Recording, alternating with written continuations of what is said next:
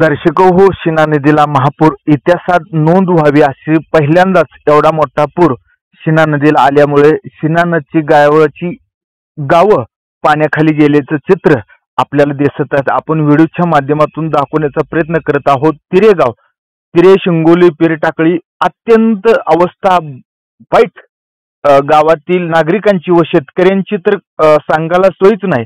मोठ्या प्रमाणामध्ये शेती वाहून गेलेली ऊस शेती, काबार रात्रीचा दिवस करून शेती पिकवलेला ऊस खरं तर पाण्याच्या प्रवाहामध्ये निघून जातोय. काही ठिकाणी जर्शी गुरु वाहून गेल्याचे चित्र आपल्याला पाहावयास मिळत आहे.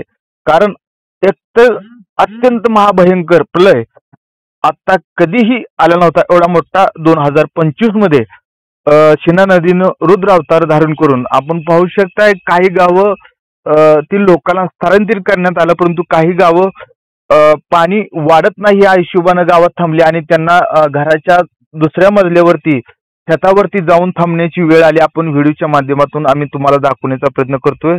परंतु पुरामध्ये अडकलेल्यांना प्रशासनाकडून आज मदत मिळत असली तर मोहोळ मतदारसंघामध्ये ज्या ज्या गावी पूर परिस्थिती निर्माण झाली आहे त्या ठिकाणी जाऊन खर तर मोहोळचे आमदार राजाभाऊ खरे यांच्या सौ तृप्तीताई खरे यांच्याकडून पूरग्रस्तात अडकलेल्या सर्व नागरिकांना केळी, छपरचंद, पार्ले बिस्किटचं वाटप आज करण्यात आले आणि खर तर संबंधित स्तराकडून आज मदतीचा लोट आज येते, परंतु 2 दिवसापूर्वी कुठलीही मदत आली नव्हती.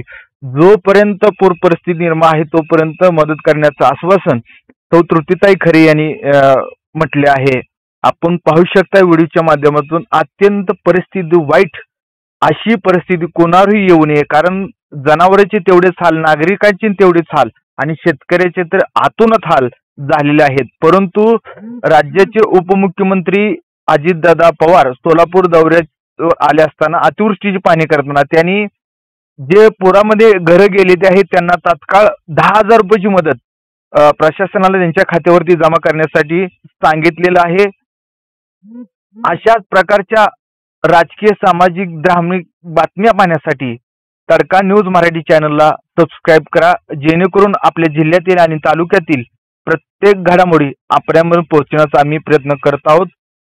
त्यामुळे चॅनलला नवीन असाल तर सबस्क्राईब करा.